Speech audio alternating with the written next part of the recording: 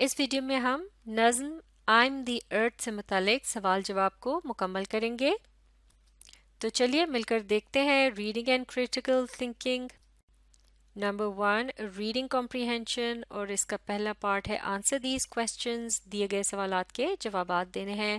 پہلا سوال ہے explain the feelings of the earth in your own words, یعنی آپ نے اپنے الفاظ میں زمین کے جو تاثرات ہیں یا پھر زمین کیسا محسوس کرتی ہے اس کے متعلق بتانا ہے اس نظم کی مدد سے.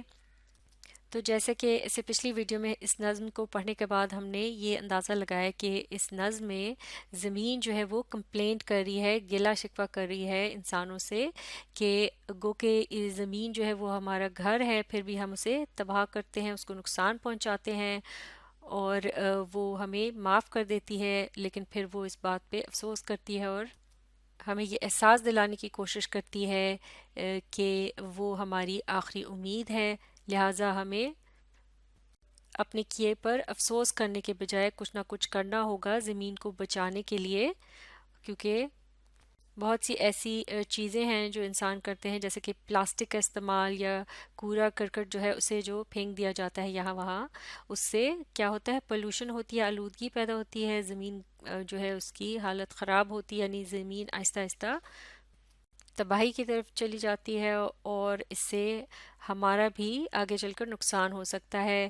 اور یہ عمل جو ہے بڑی تیزی سے ہو رہا ہے، لہٰذا اس کو روکنا چاہیے. زمین یہ دعویٰ کر رہی ہے یا وہ یہ ڈیمانڈ کر رہی ہے، یعنی وہ ہم سے یہ چاہتی ہے کہ ہم اس سے محبت رکھتے ہوئے اس کا خوب خیال رکھیں، اور یہ جو مختلف قسم کی پولوشن ہے، لینڈ پولوشن، ایئر پولوشن، اس سے ہم بچنے کے کوئی نہ کوئی کا انتظام کریں، کوئی کوشش کریں. جیسے ری یوز اور ری سائیکل وغیرہ کا عمل ہوتا ہے، جیسے کہ ری یوز میں چیزوں کو صاف کر کے دوبارہ استعمال کیا جاتا ہے، اور اس طرح سے کوڑا کرکٹ بہت زیادہ جمع نہیں ہو سکتا. اور ری سائیکل جو ہے اس میں چیزوں کو پگھلا کر، جیسے بوتلوں وغیرہ کو پگھلا کر دوبارہ سے نئی بوتلیں یا نئی چیزیں ان سے بنائی جاتی ہیں، یعنی پرانی چیزوں سے نئی چیزیں بنانے کا جو عمل ہے اسے ری سائیکل کرنا کہتے ہیں. تو یہ دونوں ہی عمل جو ہیں بہت کارآمد ہیں، بہت اچھے ہوتے ہیں.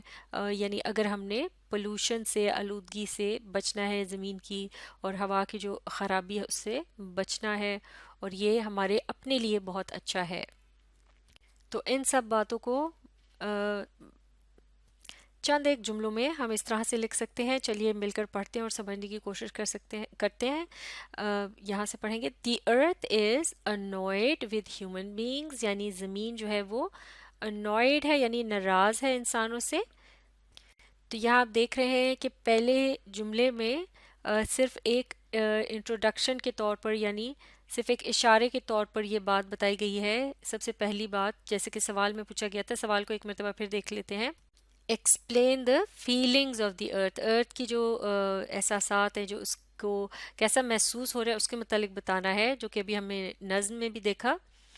تو جو سب سے بڑا گلہ ہے ارتھ کو یا زمین کو، یعنی ارتھ جو ہے اس کی سب سے جو اہم بات سامنے آئی ہے وہ کیا ہے کہ وہ ناراض ہے، وہ انوائڈ ہے. تو پہلے ہی جملے میں ہم نے اس بات کو بیان کر دیا ٹو دا پوائنٹ کہ دی ارتھ از انوائڈ ود ہیومن بینگس. اس نظم میں وہ کیسا محسوس کر رہی ہے، ارتھ جو ہے وہ ناراض ہے انسانوں سے. اٹ کمپلینس، اب ہم اس بات کو تفصیل میں بتائیں گے، ایک ایک کر کے پوائنٹس کو لکھیں گے کہ جیسے اٹ کمپلینس، جیسے کہ ہم نے کہا کہ یہ ایک کمپلینٹ نظم ہے، تو ارتھ اس میں کمپلین کر رہی ہے، وہ شکایت کر رہی ہے that humans do things to destroy it, جیسے کہ انسان جو ہے وہ ایسے کام کرتے ہیں جو اس کو تباہ کرتے ہیں، نقصان پہنچاتے ہیں.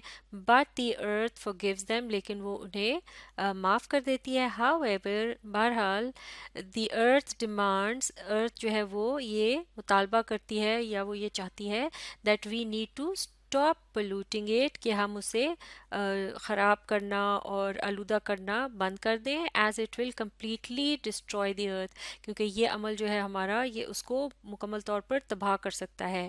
دی ارتھ وانٹس us ٹو ریئلائز، یعنی زمین جو ہے وہ چاہتی ہے کہ ہم اس بات کا احساس کریں that it is our last hope، کہ یہ ہماری آخری امید ہے. So we must take care of it, تو لہٰذا ہمیں ضرور اس کا خیال رکھنا ہے. اس جواب کو ایک مرتبہ پھر پڑھتے ہیں. The earth is annoyed with human beings. It complains that humans do things to destroy it, but the earth forgives them. However, the earth demands that we need to stop polluting it as it will completely destroy the earth. The earth wants us to realize that it is our last hope, so we must take care of it. تو لہٰذا اس طرح سے ہم نے اس پورے جواب میں ارتھ کی فیلنگز جو ہیں انہیں لکھ دیا ہے. اب اگلا سوال دیکھتے ہیں. which problems are being faced by our earth, writes some of them. یعنی جو پرابلمز یا مشکلیں ہماری جو ارتھ ہے اس کو ان کا سامنا کرنا پڑ رہا ہے ان میں سے چند ایک ہم نے لکھنی ہے. تو اس نظم کے آخری حصے میں بھی جس طرح سے اشارہ دیا گیا ہے پلاسٹک کے استعمال کا اور ویسٹ کا، اور اسی طرح سے کس طرح سے زمین جو ہے وہ تباہی کی طرف جا رہی ہے، اور پھر ایئر پولوشن کا یعنی فضائی آلودگی کا، یعنی ہوا جو آلودہ یا خراب ہو جاتی ہے اس میں دھول، مٹی، دھواں اور اس طرح سے زہریلی گیسیں جو شامل ہو جاتی ہیں تو اسے ایئر پولوشن یا فضائی آلودگی کہتے ہیں. یعنی لینڈ پولوشن اور ایئر پولوشن سے متعلق ہم نے بتانا ہے وہ کیا چیزیں ہیں جو ان کا سبب بن رہی ہیں، ان چیزوں کو یعنی اس آلودگی کو پیدا کر رہی ہیں. مل کر پڑھتے ہیں اس جواب کو.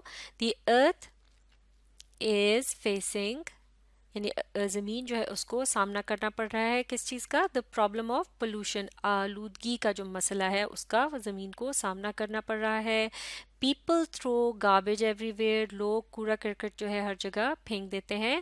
Plastic bottles, wrappers and bags take very long to destroy, یعنی پلاسٹک کے جو بوتلیں اور لفافے وغیرہ ہوتے ہیں، یعنی کہ جیسا پیکٹ کا جو کور ہوتا ہے کسی بھی چیز کا، اور اسی طرح یہ تھیلے ہوتے ہیں پلاسٹک کے، یہ بہت دیر لیتے ہیں یعنی گلنے سڑنے میں، ختم ہونے میں.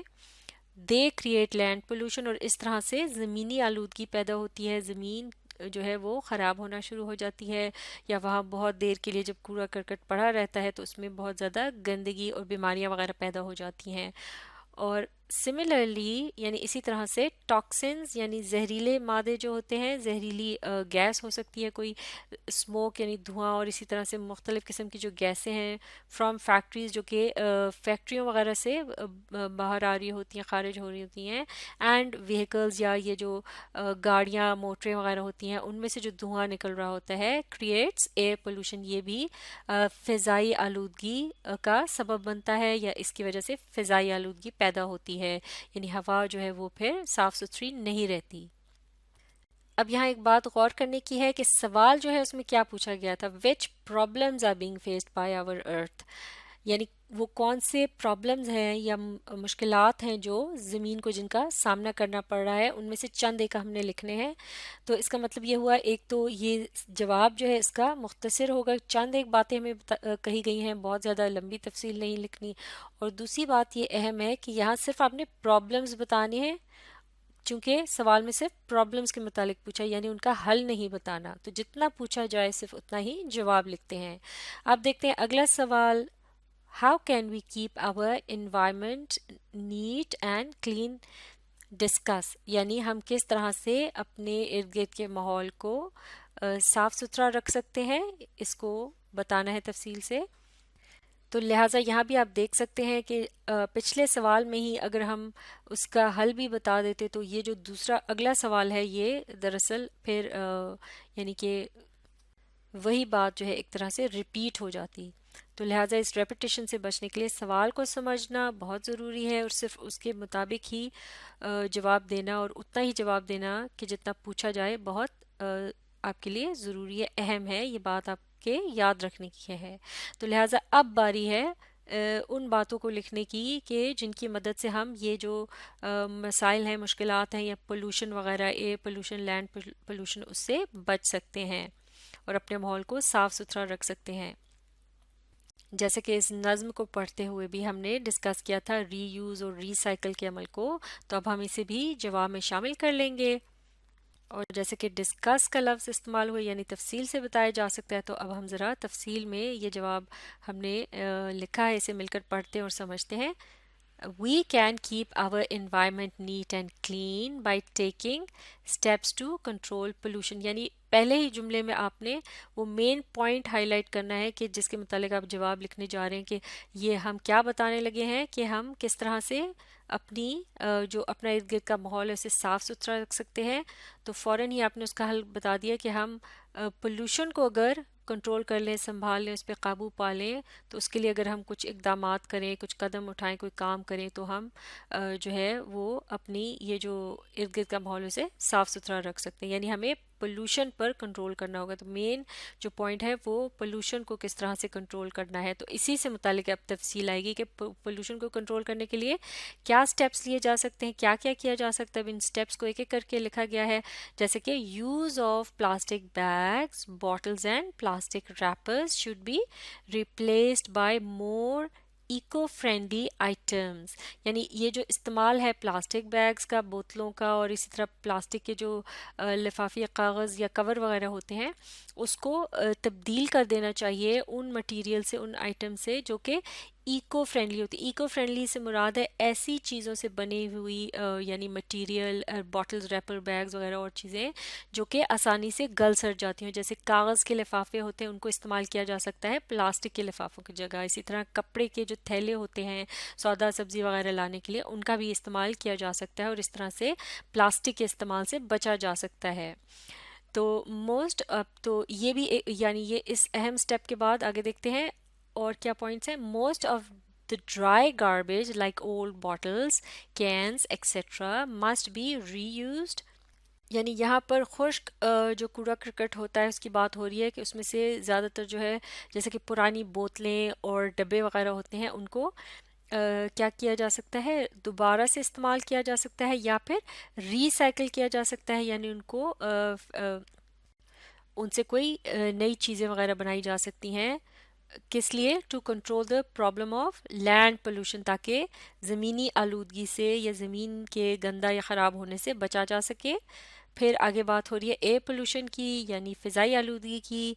एयर पोल्यूशन को कैसे रोका जा सकता है? Air pollution can also be controlled. इसको भी कंट्रोल किया जा सकता है, इस पर काबू पाया जा सकता है बाय यूजिंग सोलर और electric power instead of coal and gas. यानी एयर पोल्यूशन को इस तरह से रोका जा सकता है, ये जो शमसी तवानाई या जो बिजली है इसकी मदद से, बिजली के इस्तेमाल की मदद से, बजाय कोयला और गैस इस्तेमाल करने की. क्योंकि कोयला और गैस जब जलता है तो इससे फ़िज़ा में धुआं और आलूदगी वगैरह शामिल हो जाती है, और जो कि ताज़ा हवा जो है उसको ख़राब कर देता है.